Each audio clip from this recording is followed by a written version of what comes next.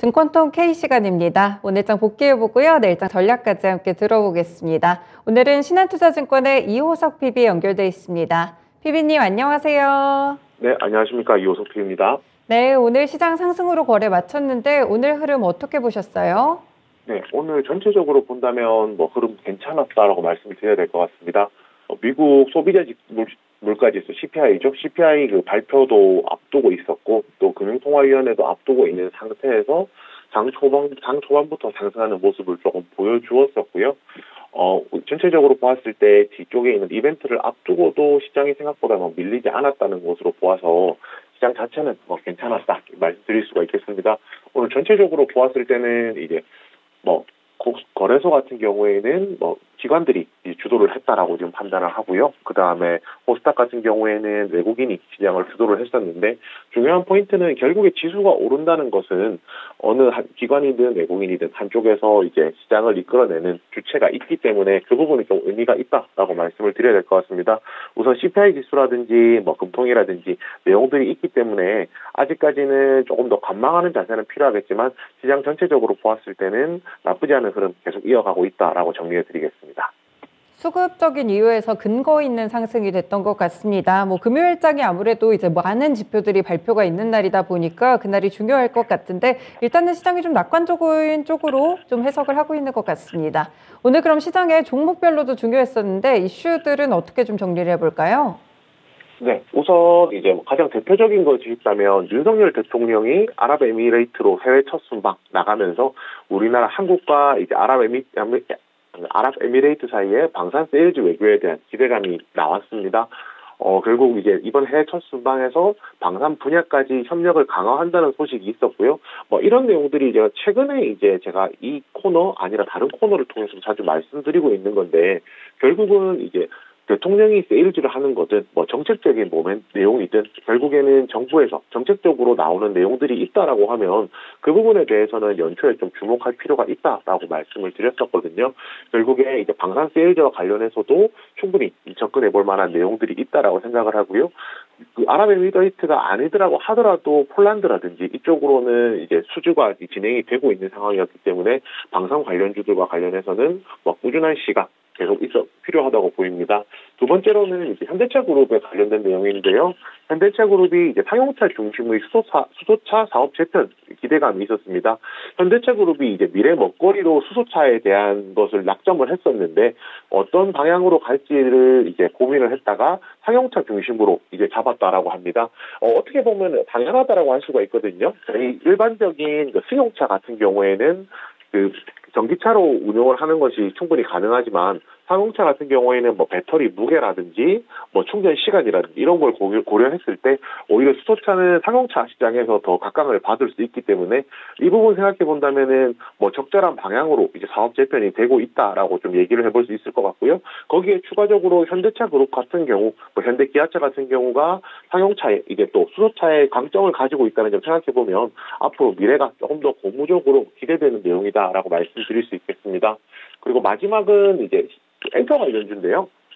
올해 같은 경우에 신인의 데뷔와 관련된 이제 모멘텀들이 굉장히 이제 많이 있는 상황입니다. 구체적으로 얘기를 해본다라고 하면 한 4대 기획사 기준 10개 팀인데요. JYP가 4팀, 하이브가 3팀, SM이 2팀, 그리고 YG가 1팀 이렇게 총 10개 팀이 현재 데뷔를 앞두고 있습니다. 여기서 이제 조금 더 가장 크게 본다라고 하면 3분기와 4분기에 데뷔할 것으로 예상되는 하이브나 JYP의 미국 걸그룹이 가장 크게 주목을 받긴 하겠지만 이런 기대감을 가지고 올해 1분기부터 지속적으로 데뷔하는 새로운 이제 신인들에 대한 모멘텀을 생각해 본다면 엔터 관련주에 대한 관심 자체도 계속해서 유지할 필요가 있다라고 판단하고 있습니다. 네, 새해가 오면 우리만 그런 게 아니고 정부도 이것저것 시도를 많이 하니까요. 정책 모멘텀들 포함해서 방산주, 그리고 수소주, 엔터주까지 함께 좀 말씀을 주셨습니다. 내일장이 또 상당히 중요할 것 같은데 어떤 이슈들이 좀 이끌 거라고 보세요? 네, 우선 이게 한국 시간으로 하면 약간 시차가 벌어지긴 하지만 결국 미국 12월 소비자 물가지수 CPI 발표를 기다리고 있는 상태이기 때문에 그에 따른 미 증시의 흐름, 거기에 영향을 받는 국내 증시 흐름까지도 한번 체크해 볼 필요가 있다라고 판단을 하고 있습니다. 우선 이제 12월 미 CPI 같은 경우가 예상치가 6.6% 정도 얘기가 나오고 있고요. 이 부분에서 6.6%라는 게 굉장히 좀 중요한데 6%대 물가까지 진입을 했다라고 판단을 할 수가 있거든요. 2021년 12월 그러니까 지금부터 2년 전이죠. 2년 전 12월에 CPI가 7% 진입하면서 글로벌 증시가 하락이 본격화됐다는 점 생각해 본다면은 6%대로 들어오는 것도 굉장히 큰 의미가 있을 것이고 이 부분들이 선반영됐을지 과연 증시에서 지금부터 반영이 될지에 대한 부분도 조금 지켜볼 필요가 있다라고 판단을 하고 있습니다. 그리고 이제 반도체 관련주의 지속성에 대한 얘기를 조금 해봐야 될 것 같은데요. 그 반도체 관련주들이 전일에도 미국장에서 필라델피아 반도체 지수가 오르기도 했었고요. 국내에서도 삼성전자, 하이닉스가 오늘 많이 오르지는 않았지만 아직까지 떨어지지 않고 탄탄하게 지지를 받는 모습을 보여주고 있습니다. 현재 지금 시점에서 메모리 반도체와 관련해서 이 삼성전자가 2분기부터는 정상 재고 수준에 접근할 것이라는 이제 재고 건전화가 될 것이라는 전망들이 조금 나오고 있는 상황이거든요. 이런 부분 생각해 본다면 어느 정도 반도체 관련주들이 바닥은 한번 만들었고 여기서 이제 추가적으로 2차 상승할 수 있느냐 없느냐의 부분을 고민할 시점이 되었다라고 판단을 하고 이 부분들이 주가 변동이 연속성이 있을 것인지 지속성이 있을 것인지에 대한 관심도 가져야 된다고 생각을 합니다. 그리고 마지막으로 챗GPT에 대한 말씀을 드려야겠는데요. 어제 이제 시간에서 챗GPT와 관련된 내용을 통해서 그 시간에 관련된 종목들이 상승을 했었는데 실제로 오늘 장에서는 상승하는 종목들도 있었지만 생각보다 시장에서 부각되지 않는 모습을 보여주었습니다. 지금 여기서 좀 저희가 생각해 볼 것이 어제 이제 어떤 내용이었냐면 마이크로소프트가 이제 챗GPT 개발사 오픈 AI에 100억 달러 투자 추진한다는 내용들이 있었거든요. 그런 이제 글로벌 기업이 이런 투자를 한다는 것, 이런 내용들이 결국에는 시장에서 충분히 관심을 가질 만한 내용인데 오늘 기대보다는 이제 관심을 많이 못 끌었다는 부분을 생각해 봤을 때 내일장에서 오늘 하루 쉬어가는 모양이 이제 다시 한 번 더 시작이 될지 이런 부분 꺼진 불이 다시 한 번 더 붙을 수 있을지에 대한 부분도 관심 가질 필요 있다라고 생각합니다. 네, 지난해 12월 CPI는 우리 시간으로 목요일 밤 10시 30분에 발표가 되니까요. 이 점 참고해 보시면 될 것 같고 종목별로 섹터별로는 반도체랑 챗GPT 관련 종목들 한 번 더 짚어주셨습니다. 주목할 만한 이벤트 조금 더 자세하게 얘기해 주세요. 네, 우선 옵션 만기일 앞두고 있습니다. 옵션 만기일, 아무래도 옵션 만기일에는 변동성 자체가 조금 커지기 때문에, 그리고 지금 아까 말씀드렸던 CPI 발표라든지 금통이라든지 이런 이벤트들을 앞두고 있는 상황이기 때문에, 내일 하루 장의 이제 변동성에 대한 좀 주의가 좀 필요해 보이고요. 그리고 TSMC가 4분기 실적 발표, 내일 이제 발표 예상을 하고 있습니다. 실적을 발표하면서 중요한 것은 4분기 실적보다 올해 실적 전망치도 함께 공개할 예정에 있거든요.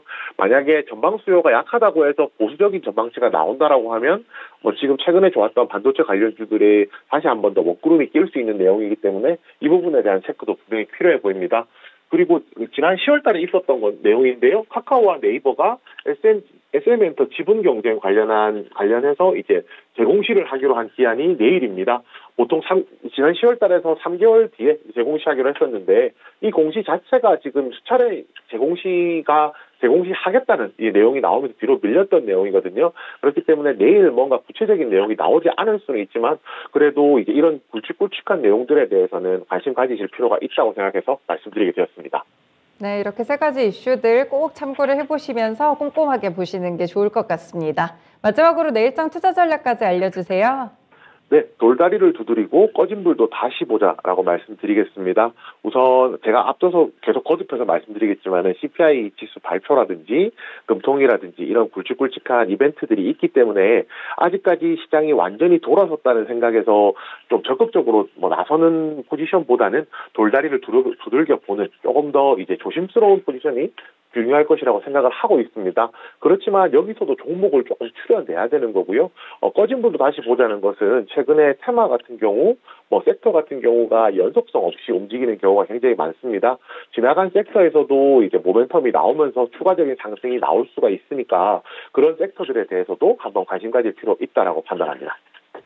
네, 종목들 상승이 잠깐 끝났다고 이렇게 뒤로 하지 마시고요. 한 번 더 체크해 보시면서 대응해보는 이슈적인 대응들 필요하겠습니다. PB님 말씀 잘 들었습니다. 네, 감사합니다. 이렇게 증권톡 K시간에서 신한투자증권의 이호석 PB의 의견까지 들어봤습니다. 물가 상승 그리고 금리 인상이 피크에 다다른 것인지 시장은 일단 확신하는 분위기로 흘러가고 있습니다. 기대에 부응하는 근거들이 나오게 될지 이번 주가 상당히 중요할 텐데요. 그리고 증권통계에서 말씀드린 대로 내일은 옵션 만기일입니다. 변동성 유의하시면서 투자하셔야겠고요. 빠르게 바뀌는 시장에서 오늘도 고생 많으셨습니다. 혹시 종목별로 세부적인 대응이 궁금하시다면 잠시 후에 있을 진쉬진 시간에서 또 대응받아 보시는 것도 좋을 것 같아요. 지금까지 다양한 투자 판단에 대한 도움 말씀들 전해드렸는데요. 특정 종목의 상승과 하락을 보장하지는 않습니다. 마감한 증권통은 여기서 인사드리겠습니다. 시청해주셔서 고맙습니다.